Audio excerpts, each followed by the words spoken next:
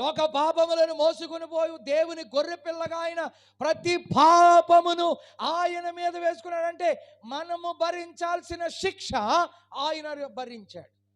అందుకే వచ్చాడు.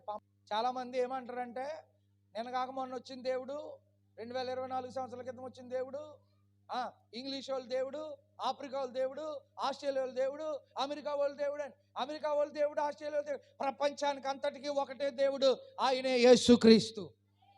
హల్లెలూయా, హల్లెలూయా. ఆయన తరతరాల్లో యుగ యుగాల్లో భూమిని పుట్టింపక మునుపు, లోకము పునాది లేనప్పుడు, భూమిని పుట్టింపక మునుపు, లోకపు పునాది లేనప్పుడు దేవుడు దేవుడు యేసే దేవుడు. ఆయన ఎప్పుడెప్పుడు